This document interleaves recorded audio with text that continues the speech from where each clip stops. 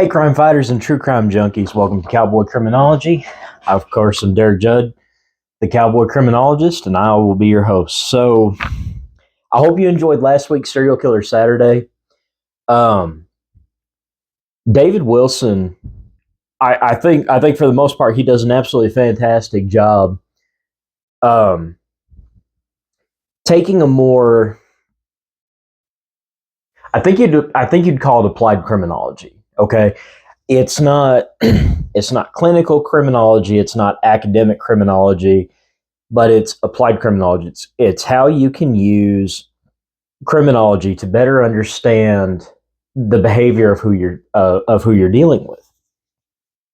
Very important skill, and like I said in the last video, where we do disagree, it's so minor, it's splitting hairs on the broad topics that would make the case. We're right there. So David Wilson, if you ever happen to see this video, I hope you know that I have a tremendous amount of respect for you.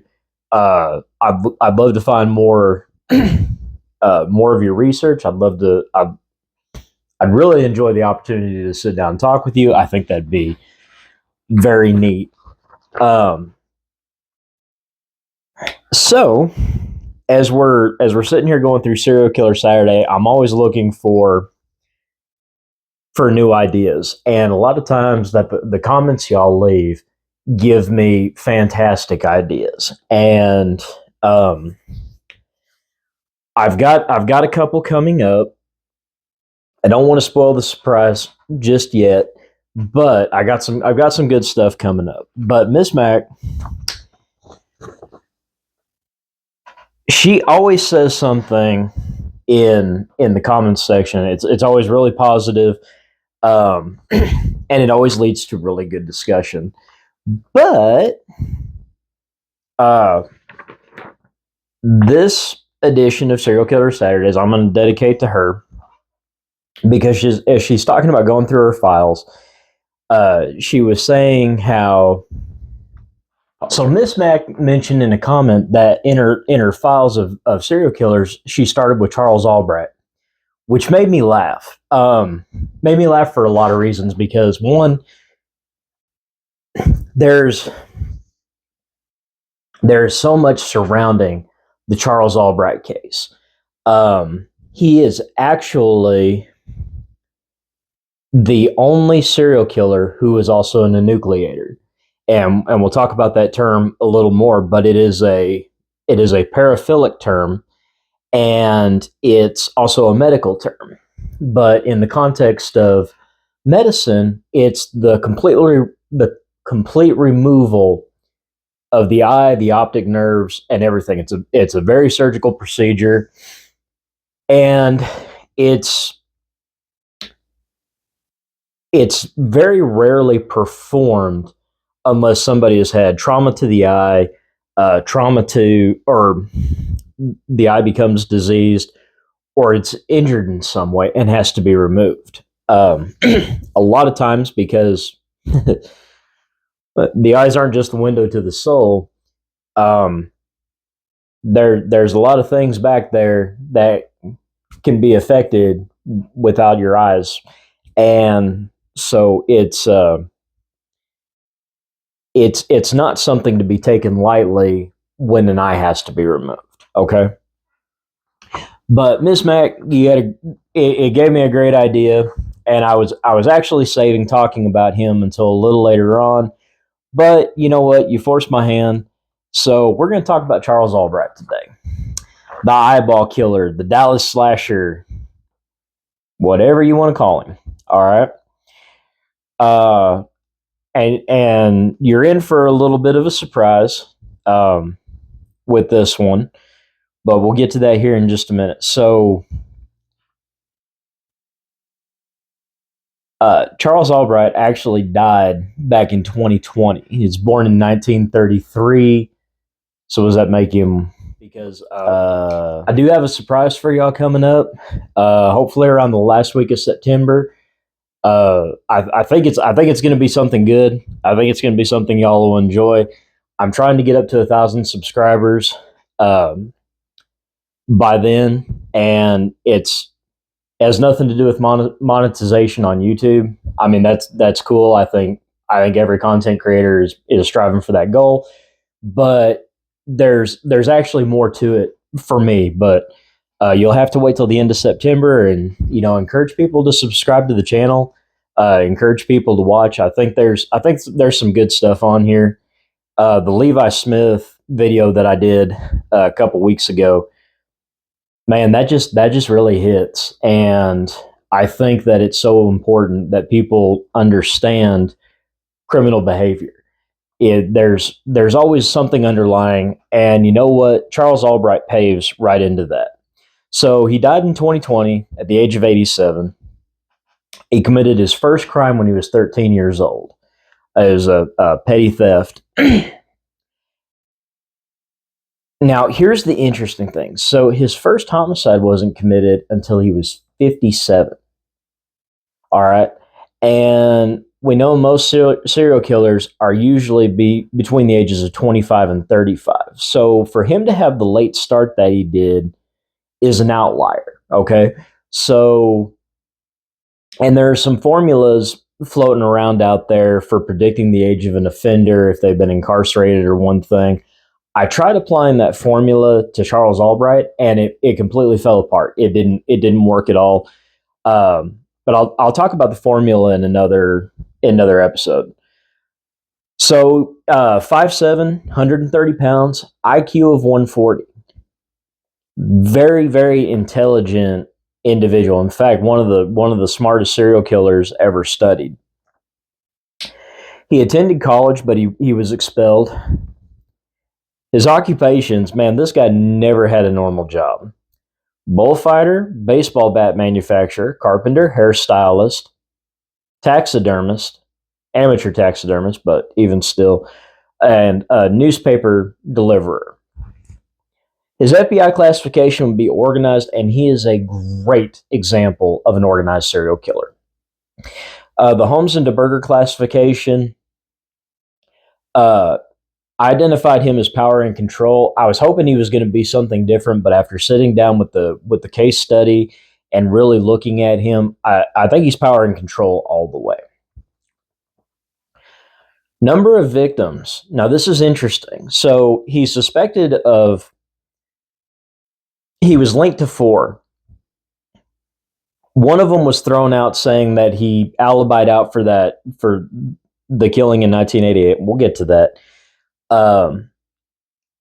But he was only convicted of the 3 murders that he was actually tried for. He was only convicted in 1. And this case is very strange. And I'd like to tell you that clarity improves towards the end of the video, but this case is so weird. But I'm going to show y'all how criminal investigative analysis, profiling, if you're not in court, profiling, can actually help determine whether somebody did or did not commit a crime. And like I said, we'll get to that. But Miss Mac, y'all need to send her a thank you for this one, because this is a good one. All right. He does have a signature. He's an enucleator, and an enucleator is somebody who removes the eyes. To my knowledge, he is the only serial killer with that signature, which is very telling, because one, you have to skillfully be able to remove the eyes. And nowhere else in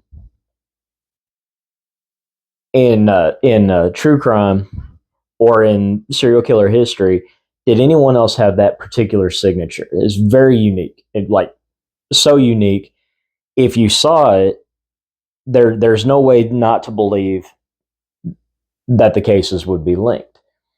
But there have been no enucleators. There were no enucleators before.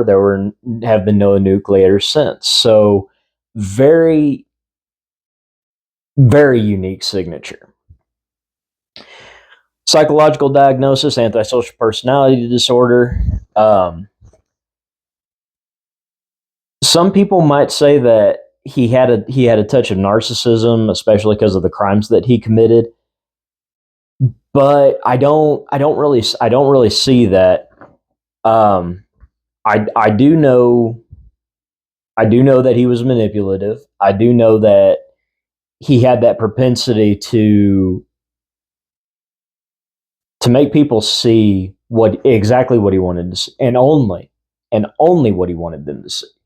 But that's not really unique. People with antisocial personality disorder, borderline personality disorder, are able to do that.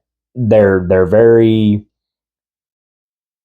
while someone with borderline personality disorder or psychopathic personality disorder has a lot of flash, has a lot of superficial charm and everything. Somebody with antisocial personality disorder, like Charles Albright, he's going to be more. He's going to come off more as non-threatening. He's the everyday guy. He's just the newspaper delivery guy. He's just the guy who helps out doing odd jobs. He's not really somebody that you think about. Okay. But how the victims were killed: they were beaten, shot with a 44 caliber handgun, and then post-mortem enucleation. The eyes were removed after death. That's an important feature. Had he done it when they were alive, that would have made him a sexual sadist, because enucleation in this form is actually paraphilic. Okay, I believe there was a certain type of arousal from it, and the way the victims, they were almost all completely nude or on their way to being nude. Um, so that tells me right there that the removing of the eyes had a sexual component to it, whether it was, but I don't think it was overly overt, but I think it was a powerful.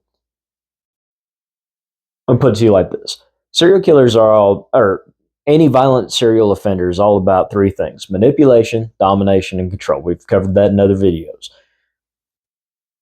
How much more domination and control do you have over somebody than when you remove their eyes? All right. It's like the ultimate power trip. And for somebody with power and control issues, that would be the arousal. That's what I'm trying to get to right there. I love it when my logic train just jumps back on track without me having to try too hard. So the victim's beaten, shot with a 44 caliber handgun, post-mortem enucleation, overkill. Okay. David Wilson would consider the removal of body parts to be overkill, and I don't see it that way. Um, I think the standard for overkill for gunshot wounds is 5 or maybe 8. I'd have to look that up. I'm not sure, but I think it's right around there. And the number of stab wounds for overkill is 20 or more. That one I know for sure. And there was only one victim traced to him, and it happened to be the first one that had more than 20 stab wounds. Years active, he didn't go along he wasn't doing it for very long. December 13th, 1990 to March 18th, 1991. Okay? Not really not the longest, most prolific serial killer in history, but he certainly had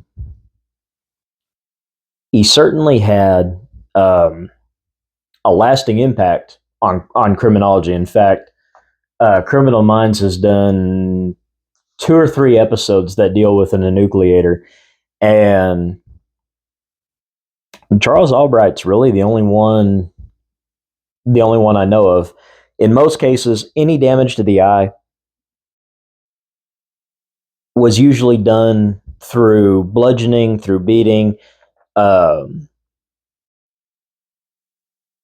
uh, firearms wound to the face, slip of a knife, ice pick, something like that destroyed the eyes. So it wasn't intentional; it just happened. But removing an eyeball takes a lot of skill. So let's talk about some of his milestones. All right. And pay attention to some of these, because some of these milestones you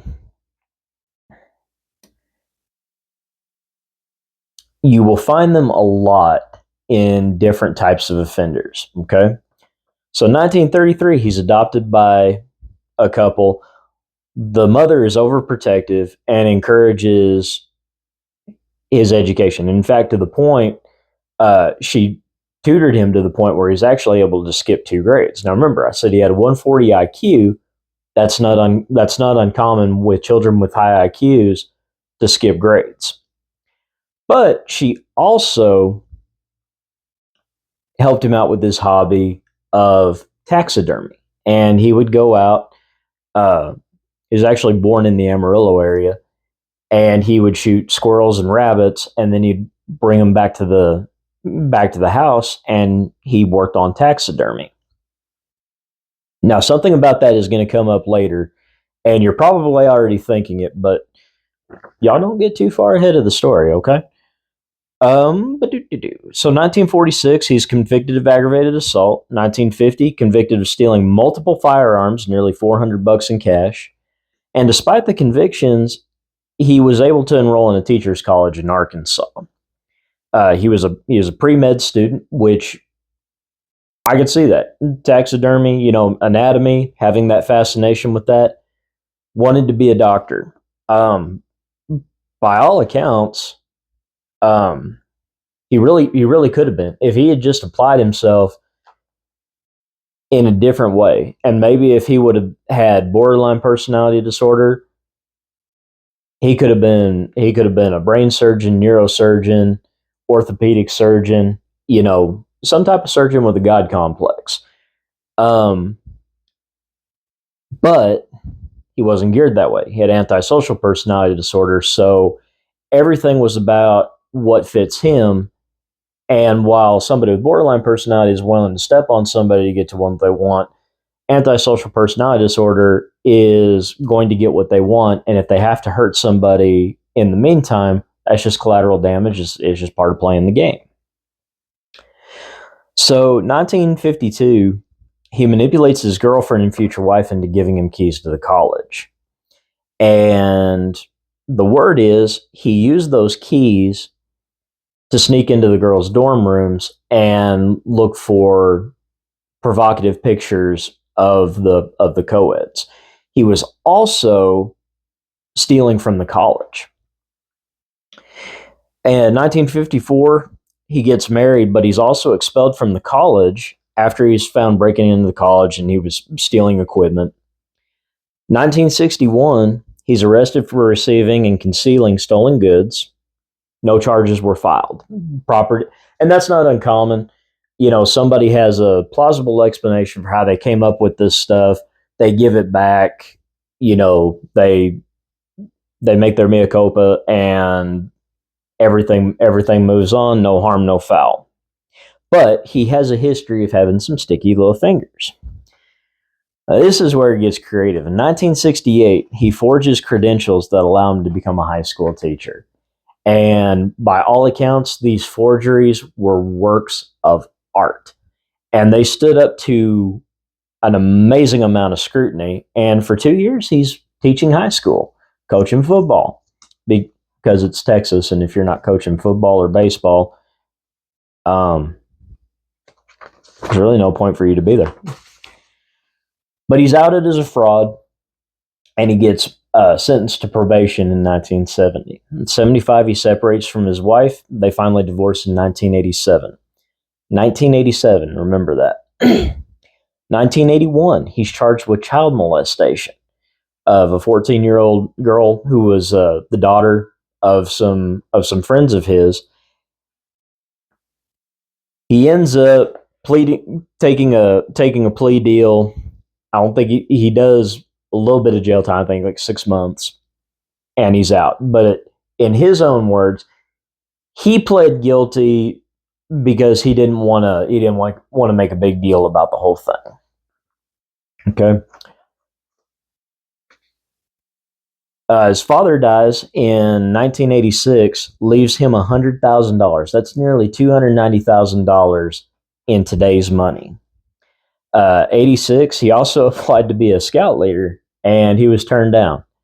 It's nice to know there was a time when the Boy Scouts turned down scout leaders. But anyway, that's a different subject. Jurisdictions in which the crimes occurred, it was Dallas, Texas, Dallas County, Texas. Specifically, the crimes were committed in a neighborhood called Oak Cliff. Okay, and Oak Cliff has always been known as being a very rough part of Dallas, and it has a reputation as just being poverty stricken, a lot of drug activity, gang activity, prostitution, you name it. If you have a vice, you could find it in Oak Cliff. All right. Now, his upbringing. This is very interesting. Remember, I said he was adopted. All right. But he had an aunt that used to dress him like a little girl, put him in dresses, make him play with dolls.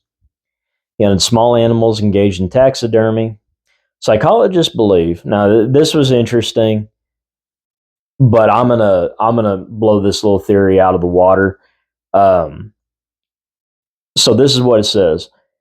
Psychologists believe that the mother would not buy the expensive glass eyes for Charles' taxidermied animals, and this created a preoccupation with eyes.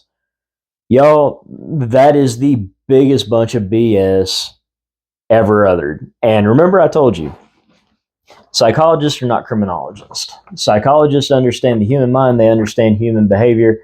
Most of them do not understand human behavior as it applies to crime. All right, that's the difference between a psychologist and a criminologist. A criminologist understands psychology, but we don't know how to fix anything. All right, we can tell if you're depressed, we can tell if you're sad. We can tell if you need a hug or if you need to go see somebody, get a little magic pill. It's all right. If you can't make your own, store-bought's okay. But we're not trying to fix people. We're trying to figure out what compels them to commit these crimes. All right, and so that's the difference. I have my own theory. It's not sexy. It's not fun. It's not. It's not something that would be written for television, but it's a much more simple explanation, and I'll get to that. He never served in the military, and now we're on to his first victim. All right, well, his first believed known victim. Like I said, he was charged with 3 murders, and they tried to tie a 4th one to him that actually occurred 2 years before this. But let me go ahead and go through this. So Mary Pratt was as a white female, known prostitute, and she's murdered December 13th of 1990. She was found laying in the open block of the 8800 block of Beckley View in Oak Cliff. She was found by a group of kids. They thought she was a mannequin, the way she was laid out, kind of reminiscent of the Black Dahlia. And so they walked over and they look at her and everything, and they realized real quick, they're not looking at a mannequin, they're looking at a body. They thought maybe she overdosed on something, but her clothes were stripped off, her shirt and bra were lifted up, exposing her breast, and they could see that she had been shot multiple times. So the cops show up, they look at her, and she's been beaten severely. They see the gunshot wounds, and they realize that this is bad. But her name also came up in the burglary of a local business. She and another prostitute, who also happens to be the next victim, were both believed to have stolen from this business. And it was originally thought that the business owner had retaliated. So during the autopsy, it's recognized that 44 slug was used to kill her. She was shot in the head. Coroner 101. Anytime you're doing a medical examination, You look at the eyes. All right. The eyes have a lot of information when somebody is killed. Uh, the color they turn, the position of the pupils, the position of the eyes and the head, all of these things can tell different things. But another thing they can tell is if there's particular hemorrhaging, little red spots that show up, little blood vessels that burst because of a lack of oxygen. Now, that's very, very important. It's a lot of good information, but you know what? It's really hard to do when your victim has no eyes. And that's what surprised the coroner. When she opened up the eyes, she went, oh, she was not expecting that. But what she noted, and this was absolutely key, it wasn't just that the eyes were gone, it was the eyes that were skillfully and surgically removed. There is a handful of people on the planet who would be capable of doing that. Most surgeons do not have that proclivity to want to go and just remove body parts from people. All right. As far as healthcare workers go, you're more likely to deal with poisons, insulin overdoses, um, lethal doses of medications, things like that. Very, very, very rarely will you have a medical professional taking body parts from people. So if you can find some comfort in that, great. Um, it does make getting that next IV or vaccine a little scarier, but y'all, for the most part, the medical profession is filled with wonderful people who just want to help. All right, so just like there are bad people get into every profession. All right. I left law enforcement because there were too many bad people in law enforcement. I felt like it was being taken over in my area. I feel like most of the officers want to have the title. They don't want to do the work. All right. So anyway, enough of that. So the block that she was found, known for prostitution, known for drugs, known for gangs, all of that stuff. The interesting thing is there's no post-offense behavior noted for Charles Albright. And with a highly organized, and obviously to get away with a crime like this, to be as organized as he is, that's not really surprising that he didn't get excited about what he did. He didn't feel the need to tell anybody. He didn't feel the need to change his life or anything. For him, it was status quo. The next victim is Susan Peterson. Like I said, she was believed to have helped burglarize a business along with Mary Pratt. And that knowledge is kind of what initially led officers down the path that, okay, maybe this is a retribution kind of thing. But in general, you'll see a beating, you'll see a shooting. Taking the eyes is personal. All right. So that really destroys the whole it's just business ideology that the police had.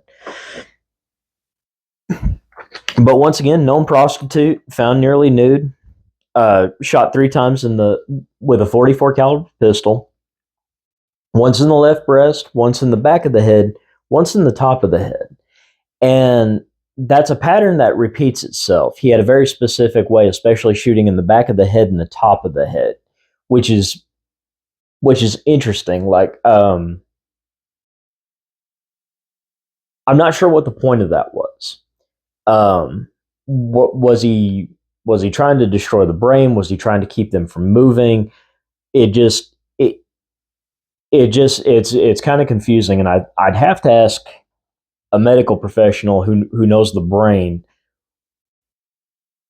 what the purpose of that would be. And it could just very well be that it just became part of his signature, something he just felt he had to do. So after they find her, The officers kind of gather around, and they look, and they're like, you know what?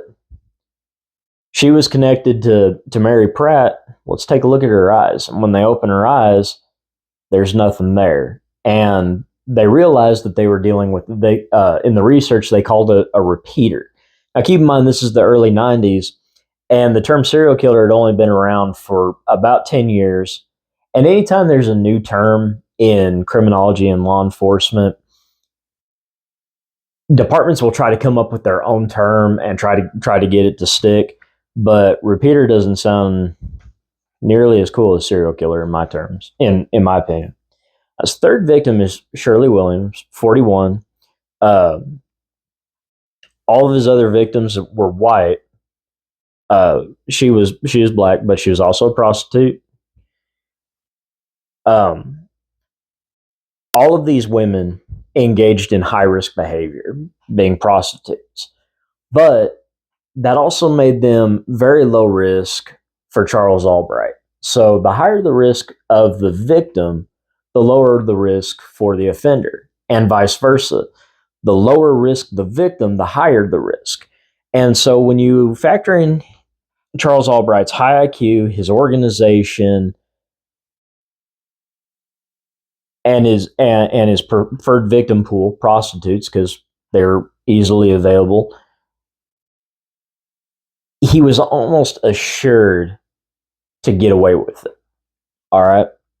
Once again, savagely beaten, shot in the face, top of the head, and her eyes were removed. So this starts to get people worried. Even the prostitutes on the street are worried. And so they start talking to police, which generally happens when something like this is happening, when a lot of prostitutes start disappearing and turning up dead. Prostitutes and law enforcement find a way to put their differences aside and talk to each other to solve the crime. All right. Kind of like on TV, it does happen because the women who willingly engage in prostitution, they understand the risk. They know what they're doing out there, and they accept that risk. But when there's a serial killer preying on them, now all of a sudden things are different, and things are scarier, and they need to know that they're somewhat safe, and that's where law enforcement comes in. Now, originally it was thought that Rhonda Bowie, age 30, prostitute, in October of 1988, she was found stabbed to death near an elementary school in Oak Cliff. Over 20 stab wounds, which I said earlier was overkill.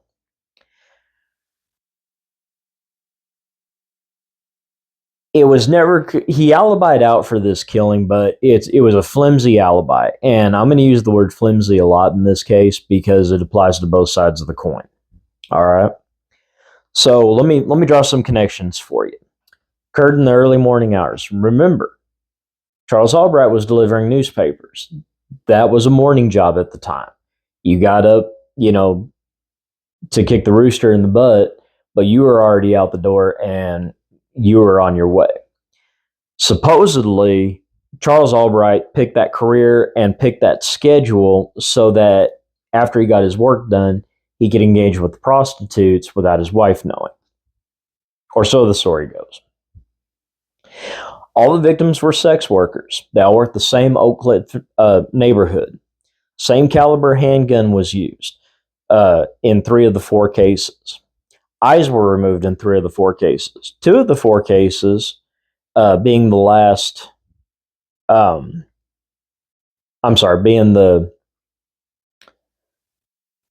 the first victim, Mary Pratt, and being the last victim, Shirley Williams, had been beaten severely. But also, Rhonda Bowie, she had been beaten severely too.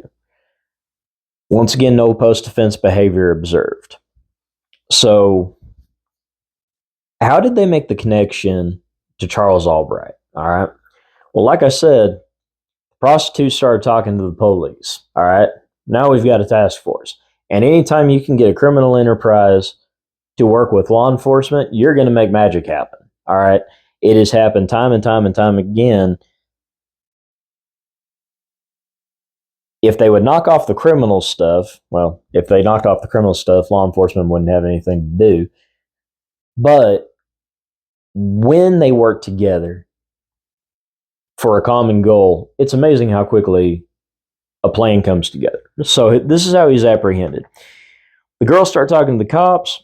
They're like, hey, what is going on? Who's been hanging around? And as they're asking these questions, they're writing down names, one thing or another. Hey, has anybody ever been violent with y'all? Has anybody threatened y'all? Has anybody ever made you feel like you are in danger?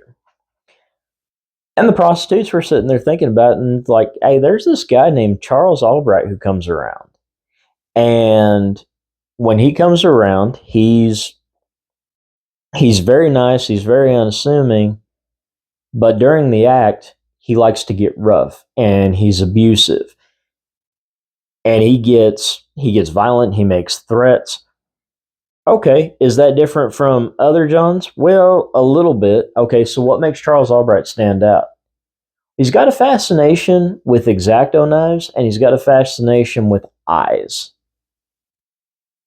X-Acto knives are those very sharp razor blades that attach to a pin-looking thing for very precise, delicate cuts, almost like a poor man's scalpel.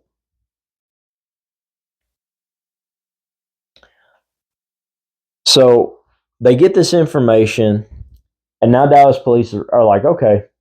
They go, they get a search warrant for his home and his vehicle, and they find that he has a .44 pistol, but it doesn't match. It doesn't match the rifling from the rounds that were recovered from the victims, and it's a .44 Magnum. It's a very powerful handgun, especially at close range. So I think the rounds were actually .44 Special, because you can shoot a .44 Special out of a .44 Magnum. It would make a lot more sense. It'd be less power, less destructive, because I would imagine .44 caliber to the back of the head would, not that a .44 Special is any better, but I think that's why the heads were intact, because it wasn't a Magnum. They find the same type of rounds. They find the same type of ammunition. They also find a condom that happens to be the same color, same brand as one found on with Shirley Williams. Like I said, I'm going to use flimsy a lot. So the evidence they have is very flimsy.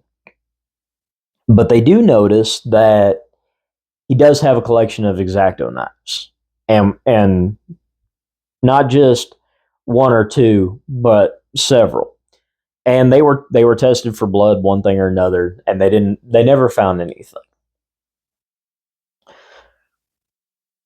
What is so fascinating about the condom? Well, the fact that the woman he was living with after he divorced his wife,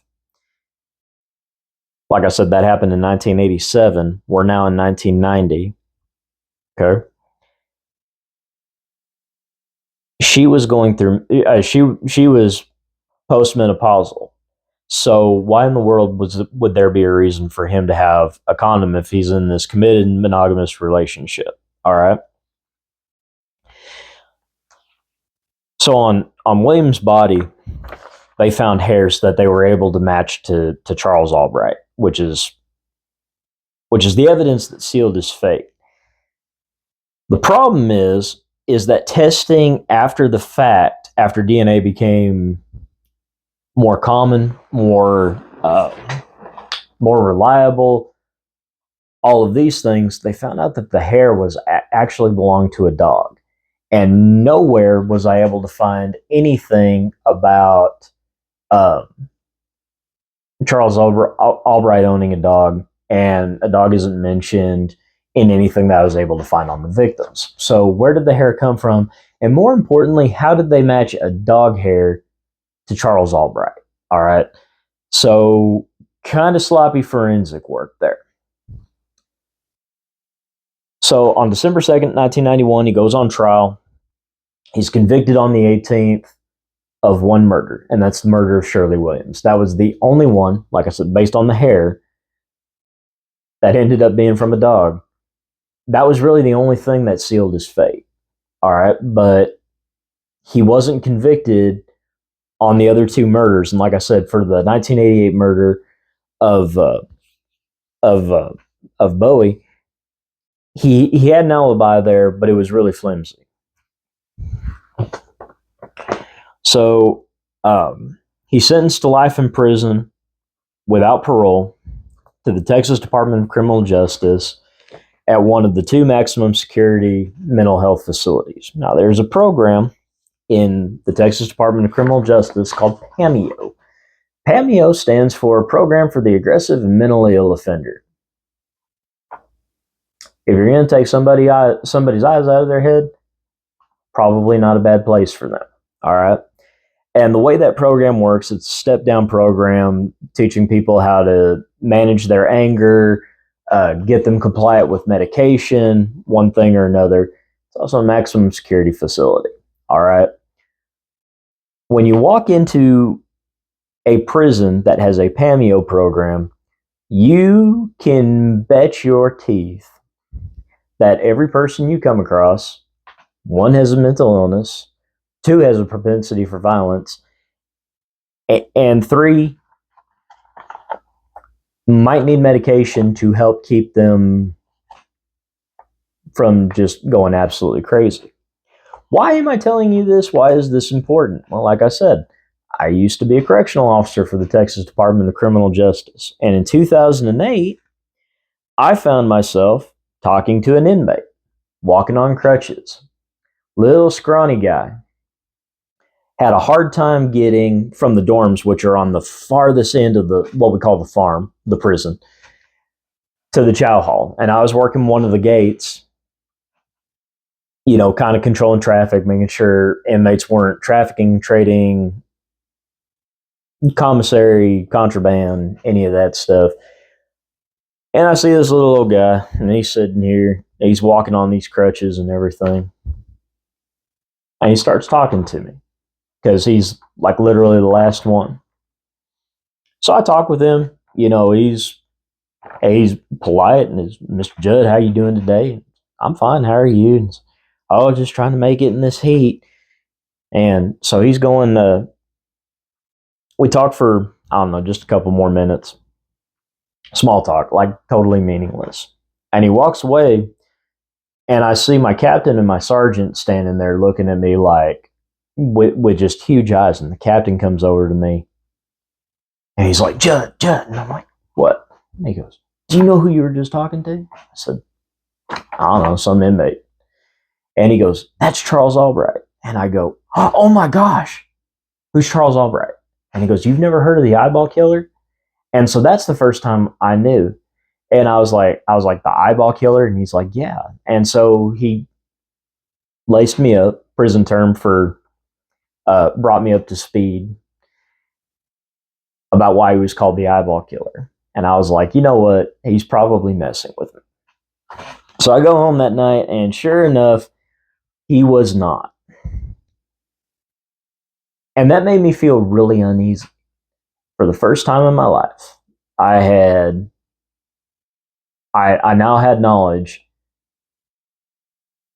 that I had come face to face with a serial killer. Now, there's a lot of myths about Charles Albright and his obsession with eyes. Okay,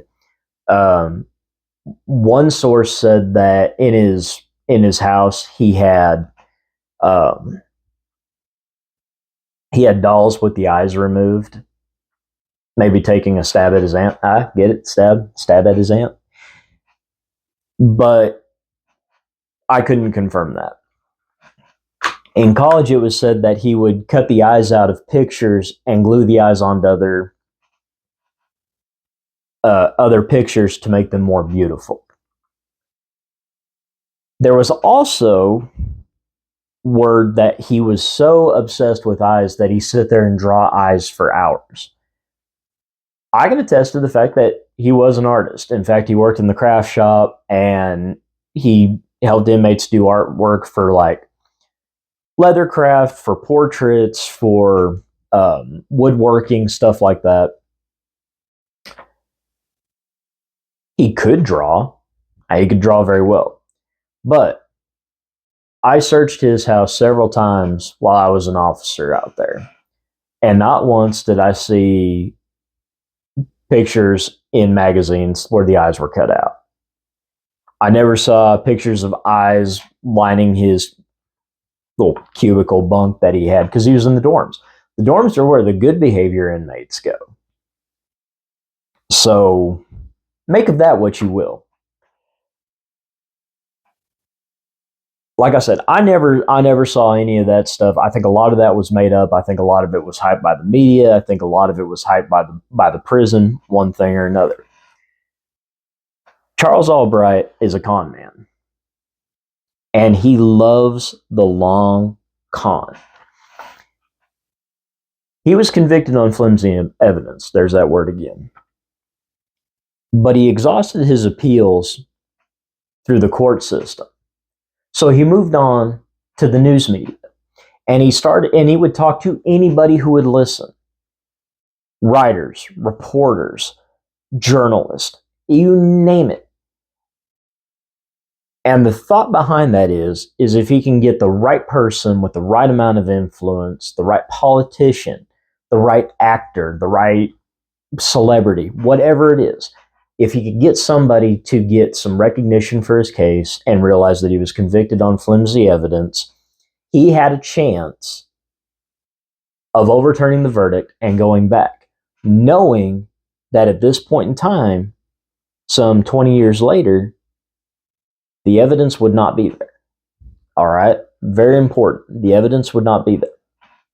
Or I guess not quite 10 years later. Yeah, almost 20 years later. Because after the conviction and everything, the evidence would have been destroyed. What can they go back to? It would have been easy for him to get that appeal had the conviction not stood, or had somebody taking up his cause célèbre and helped him out. That didn't happen. I can tell you for a fact there's a good chance that if you watch one of the specials on him, I think Discovery did one. I know for at least one, I escorted him from the dorms to a visitation room where he was going to meet with a reporter. I may or may not have been on camera. I don't know.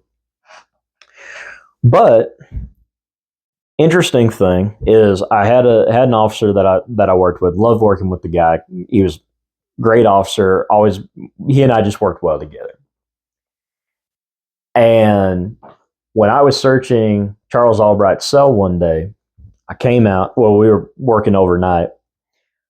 I came out, cell's clean. I think I got some rubber bands or something innocuous. It wasn't anything bad. But as we're walking out, and he's like, "Man, you're in trouble." And I said, "Why is that?" And he goes, "Man, you've got some pretty eyes. And you know how much Charles Albright likes pretty eyes." And I just laughed it off, and I was like, well, considering I'm neither female nor a prostitute, I don't think I have a whole lot to worry about. But I'll be honest, in the back of my mind, that did kind of freak me out. So I never turned my back on him, never turned my back on any inmate. But I think I was more afraid of Charles Albright than I was any other offender in the prison, just because his temperament was so mellow and so controlled. And if you remember Serial Killer Saturdays last week, I talked about inmates who like to flatter, who like to disarm one thing or another. And I know for a fact Charles Albright likes the long con. All right. If people could see him as not a disciplinary issue, not a disruption, anything like that, he has the control to be able to suppress his urges, whatever they are. He's not He's not some deviant who once he kills, he just can't stop. But he knows what he's doing. He's very together. He is probably one of the most organized serial killers I think I've ever studied. All right. So that's my connection. I actually supervised him while he was in prison. Um, like I said, never had any issues with him, one thing or another. But we used to. My friend that I worked with, he used to love teasing the new officers, and he'd never hesitate to tell them, "Oh yeah, Charles Albright, he's got a thing for Judd's eyes, man. He's got some pretty eyes. If you got pretty eyes like Judd, you better watch out." So anyway, anything to make a 12-hour shift go by a little quicker. All right. So we talked about the flimsy evidence, one thing or another. So I'm gonna put on a little show for y'all, and if y'all just bear with me, if you've made it through this far, you can hang out just a little longer. What if I was called as an expert witness on serial murder? Okay, in the state of Texas, an expert is somebody who the court deems has the necessary education, training, and experience to speak to the facts relevant to the case. In this case, a serial killer. So let's say a prosecution, we're going after Charles Albright. Maybe he won the appeal, and we're going back. We're going to pretend he's still alive. He's got the appeal, and now I've got to convince a judge and jury of his guilt. Now remember, the evidence has been destroyed. Okay, and we have to be able to place Charles Albright in Oak Cliff in that time and space and the mentality to kill these women. All right. Now, the judge can grant a lot of latitude to an expert witness. An expert witness is an exception to the hearsay rule. The hearsay rule just bringing up stuff that you've heard second or third hand. Okay. As an expert, there's more latitude. It's an exception to the hearsay rule, but that doesn't mean that the judge can't narrow testimony. Okay. So with the caveat that a judge could limit this testimony, I'm going to go ahead and I'm going to explain it like we're in a courtroom. I'm on the witness stand. I've got the judge right here, but he's cleared out the gallery and he's cleared out he's cleared out the jurors, because the last thing you want to do in a trial, a trial of this magnitude, is tint your jury. All right, you need them to be as impartial as humanly possible, and you don't want to tamper with the jurors. Like, oh, I don't know, drop $120,000 on their doorstep and say, hey, if you exonerate, there's plenty more where this came from. That's a no-fly right there. So I'm gonna talk to y'all like I'm trying to convince the judge to allow my testimony and what I'm going to testify to. So what I'm going to do is I'm going to start with the fact of what I know. I'm going to play the numbers, and I'm going to talk about what's going against him. And I'm going to start with his early childhood, the fact that he was adopted. And there's a high percentage of serial killers that were given up for adoption, or they were raised by grandparents and their mothers were their sisters. Okay. Ted Bundy, that happened with him. David Berkowitz, he was adopted. It's surprisingly common, all right, in serial killers, and I think a lot of that has to do with their lack of identity, lack of self-identity, whatever you want to call it. He's emasculated by his aunt, and he was forced to wear dresses. He was forced to play with dolls. At a very young age, he was stealing firearms. He was stealing money. He forged credentials. He had a criminal past going all the way back to the age of 13. All right. now, if you have a juvenile who's acting out in that manner, it would be called an adjustment disorder, but it's a precursor to antisocial personality or borderline personality disorder. And it could go either way, but DSM criteria will not allow that diagnosis, will not allow a formal diagnosis of that until the age of 18. And I think some psychologists and psychiatrists are trying to push that to 25 because that's when the brain fully develops. I have my own opinions about that. That's a different soapbox, different time. But let's keep going. We know that he used keys to gain the keys that he manipulated from his girlfriend to get into dorm rooms to search for provocative pictures of co-eds. We know that he engaged in the hobby of taxidermy.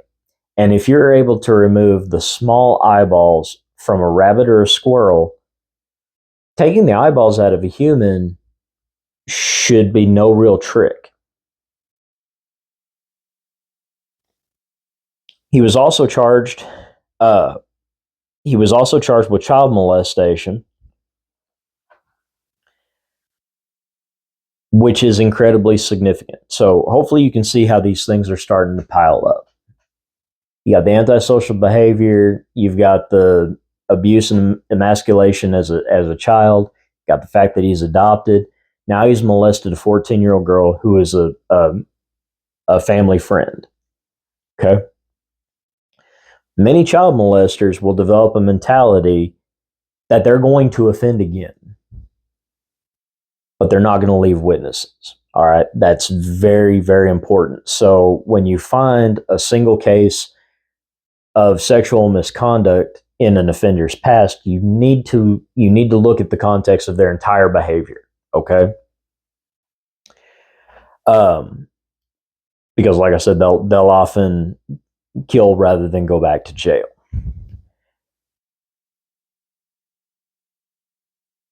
Turning his attention from children or from a teenage girl to prostitutes shows his learning curve. All right, because now he's got anonymity, he's got the ability to act out with a pseudo consenting partner, and he's able to act out his most aberrant fantasies. And this shows that he's learned his lesson. He's changing his focus from a high-risk victim, like a family friend, to a low-risk victim, like a prostitute. That shows that his criminal sophistication was evolving. And we know that he was known to be violent, abusive, and threaten prostitutes. Okay? So for argument's sake, we're going to say that he committed these crimes. We're operating on that assumption. But it is up to us to connect the dots. So let's start with Rhonda Bowie, okay? No signature. And there's overkill. How do we connect that? All right. First off, we have to tie Charles Albright to Rhonda Bowie. Given that she was a prostitute in the Oak Cliff neighborhood where Charles Albright is known to be, I think we've got a pretty good start. Okay. My question is, what inflicted the stab wounds? Was it something like an X-Acto knife or a utility knife? Was it a large hunting knife, a kitchen knife, something like that? Because if it's something small and surgical, like, all right, there's our connection right there. All right, or at least there's our connection to the eyeballs. Okay, but she wasn't shot, and her eyeballs weren't removed. Okay, well, you got me there. So let's say Charles Albright, who's known to pick up prostitutes, he's known to be violent, abusive, and threatening. He goes out with her one night, and for whatever reason, he's having trouble. Now, remember, this Rhonda Bowie was killed in 1988. This would have been sometime around a year after his divorce. All right, loss of family, loss of relationship, those are stressors. But now he doesn't have to hide. And now he's got nobody to really be accountable to except for the girl he's shacking up with, but This woman is completely clueless about his criminal past. He's playing the long con. All right. So with Rhonda Bowie, he goes out with her one night. He gets violent. He gets abusive. Rhonda decides, you know what? I'm not taking this crap from you, little man. And she starts telling him exactly, and listen to my words very carefully. She starts telling Charles Albright how the other prostitutes see him as pathetic, as weak, as a nobody, as a nearly 60-year-old paperboy. Now, the thing about antisocial and borderline personality disorders is when people see them for what they are, they can't stand it. And I think that's true for a lot of us. The things that hurt us the most are the things we know are true. So in that moment, Charles Albright decides, you know what? I'm going to show you. And in a fit of rage, he stabs her over and over and over again, over 20 times. Now he's got a problem because he's covered in blood. Did he develop a taste for it? Was this his first time? We don't know. Now, going back to something that Miss Max said, and I talked about it in the Fair and Wardrip video, with a mixed type personality, generally the first victim really is the first victim. Now, we don't really get to the Charles Albright victims until Mary Pratt, but Rhonda Bowie was first. But we also talked about 57 being a late age to start as a serial killer. All right, that could be an outlier. There could also be other victims. Remember, he lived in Arkansas. I would, had I been the detective at the time, or in reviewing this case, I probably would have gone back to Arkansas and I would have looked for unsolved homicides involving manual strangulation, ligature strangulation, and I would have looked for or bludgeoning. A lot of times when serial killers are first starting off, they don't really know how they're going to kill. A lot of them start off wanting to use a knife, but they get blood on them. They realize that's a good way to get caught, and I think that's what happened to Albright. Plus, it's easier to control a victim with a firearm. Charles Albright wasn't a big guy. All right, he was very slight. When I saw him, he wasn't much bigger around than a microphone stand. All right, or the crutches that were holding him up. Not a very big guy, not a very powerful guy. Despite what you see on television in the movies, strangling somebody with your bare hands, even with a ligature, takes some time and requires a great deal of strength. So, why the gun? Wouldn't a knife be quieter? Wouldn't it be easier to conceal? Absolutely, except two things. One, it's Texas. Everybody's got a gun in Texas. All right. I was more surprised doing traffic stops when somebody said, I don't have any guns in the vehicle, or not finding guns in the vehicle, than I was when people were like, oh, hey, I've got a gun in the vehicle. Okay, I've got an armory in mine, But it's not surprising. The other thing is, it's Oak Cliff. Gang activity, prostitution, drugs, the sound of gunshots in the wee hours of the morning, not exactly making headlines in Oak Cliff. All right. So he probably wasn't worried about the gunshots. Let's see. Let's find where I'm at. But I think Rhonda Bowie said something to Charles Albright that set him off. And he decided he was going to act on that. And if this is how the women saw him, he was literally going to change the way they see him. So he goes out with Mary Pratt, and he gets into a fight with her. He starts getting rough. He starts getting aggressive. He ends up killing her, and he takes her eyes. Now, what did he do with the eyes? Some people suggested that he ate them. Some people suggested that he put them in some kind of taxidermy. I don't think so. That would imply, if he was a sexual sadist, maybe, but removing the eyes is the only evidence of of sadism. But he also did it when they were after they were dead, so that kind of goes away. I think what he did with the eyes is he threw them in a field where animals got to him. He threw them in a lake or a river, somewhere where the animals could get to the eyeballs and they would disappear quickly. I think that's what happened. I don't think he. I know he took them away from the scene, but I don't think he kept them.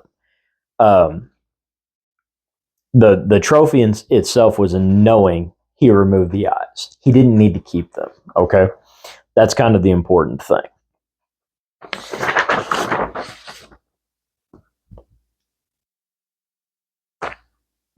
The other thing is, if he's got blood on him, and he's got the knife and everything, the last thing he wants is he doesn't want to be stopped by the police, especially if he has a sex offense on his record. That's going to be a huge red flag.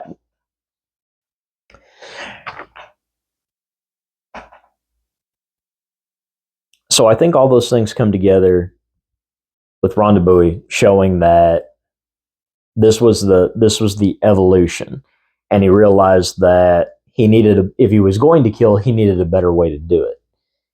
But I also think something was said by Rhonda Bowie that caused him to cut out the eyes.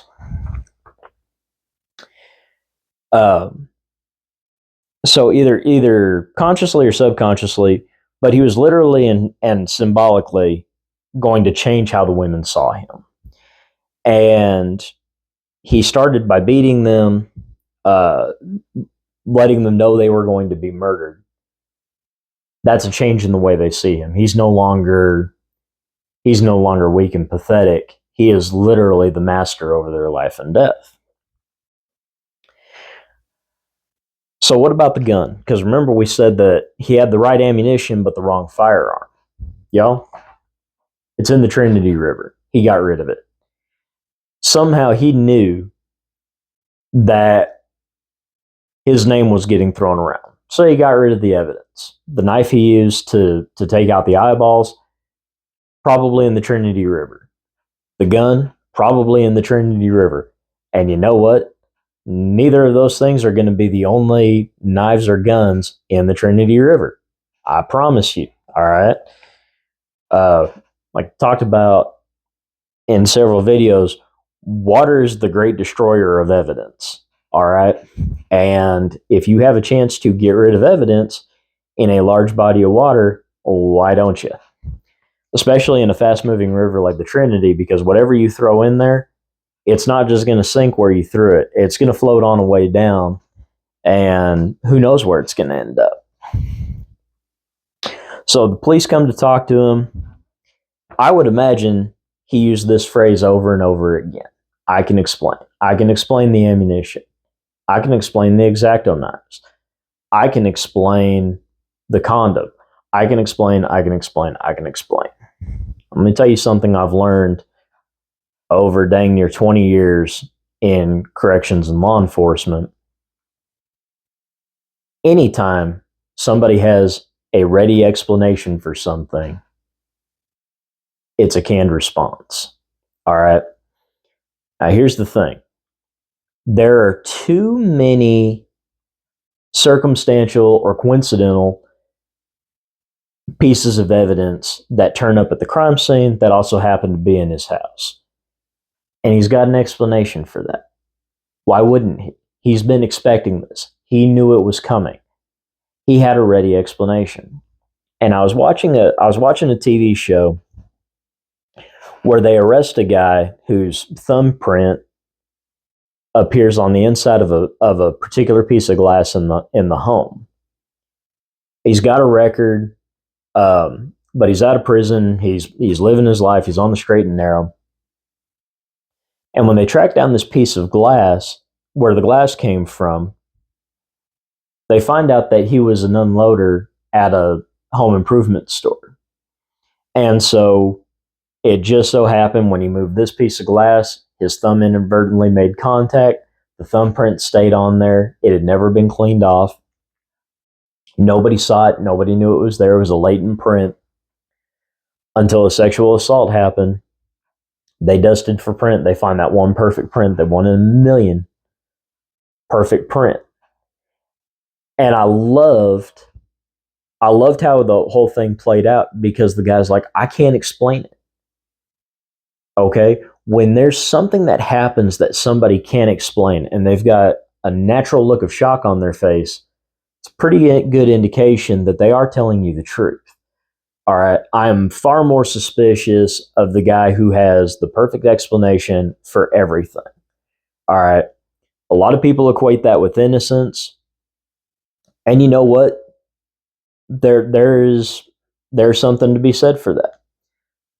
But when you have an explanation for why you were in a vehicle with a particular prostitute, why you've seen a particular prostitute, why you have the same type of ammunition used in this killing, that's a little harder to do, especially in a gun-friendly state.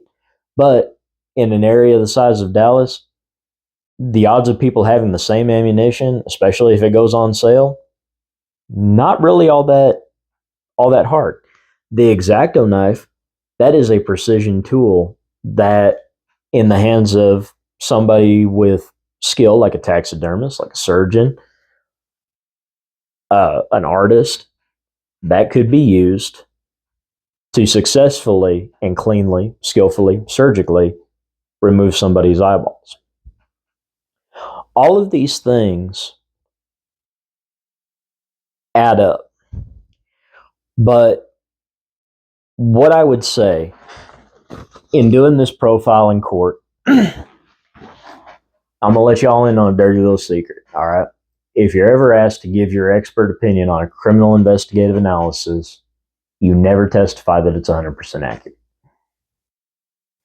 If your profile is 100% accurate, odds are you're 100% wrong, all right? I have done several profiles over the years, very successfully, but there have always been things in there that I couldn't account for. So if I was going to assign a particular percentage to it, I'd probably never go higher than 96%. So in wrapping all this up, when you look at his adult, or you look at his childhood, and you look at his criminal history, and you look at the fact that he's stolen guns before, you look at the fact that he's been in taxidermy, he knows how to do these things. And one of the things I forgot to say, the psychologists were talking about how he developed the fixation with the eyes because, you know, his mom never bought her the really nice expensive glass ones for his taxidermy. He had to use little buttons and it became forbidden. And he developed a sexual paraphilia for the eyes. That's not the case. That's not the case. Like I said, my explanation, it's not sexy, but remember your Occam's razor. The simplest solution is usually the correct one. He wanted to change how the prostitutes saw him. Literally and figuratively. All right. That's the explanation right there. He had the skill. You could put him in the location. All of these things add up. So if I'm testifying to this, I'm going to lay all of this out. I'm going to end with the caveat of this. Given Mr. Albright's background, given his past criminal history, given his personality type, given his propensity for violence against prostitutes, yes, the evidence against him is not very strong. The physical evidence against him is not very strong. The psychological, the behavioral evidence against him is very strong. He falls in line with several well-known serial killer types. He's got a lot of things in his past. He's got the abuse. He's got the adoption. He's got the early criminal history. He's known to break into places. He frequents prostitutes. All of these things add up. You can put him in the right time and place where he would do this. Now, behaviorally, after the dissolution of his marriage. There's your stressor. And then being seen as weak, as pathetic, as a nobody, as a 60-year-old paper boy. Being reminded that he's a failure, even though he shouldn't have been. Even though he could have been top of the heap, he chose to be an underachiever. And having that pointed out to him one night sent him over the edge.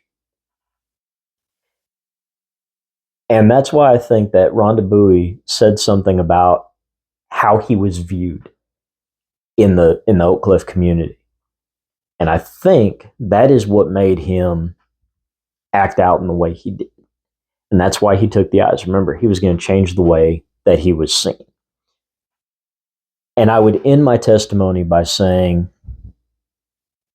I cannot conclusively say with 100% certainty that Charles Albright is the eyeball killer or the Dallas slasher, the Dallas Ripper, whatever you want to call him.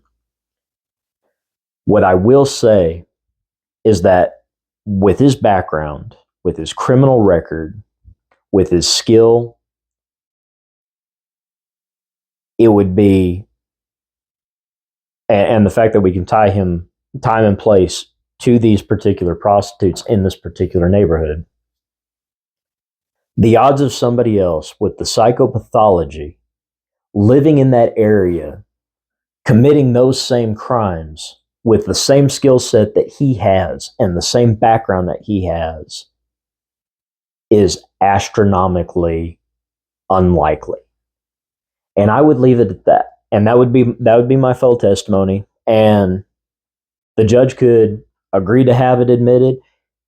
He could tell the counselors to narrow the scope of what I'm allowed to say, what I'm allowed to ask. But that would be my testimony, and that would be my way of providing behavioral proof, not to 100% certainty. Remember, we can't say that, and we don't say that because we don't want to look stupid on the stand. But if we can connect those dots, we can make a case that would show that it's highly unlikely that anybody other than Charles Albright did it. Now, obviously, he died in 2020, so we'll never know. Do I think he did it? I'm going to tell you all just like I would in court. If I had to put a percentage to it, because a defense attorney is going to go, how percentage-wise, how certain are you?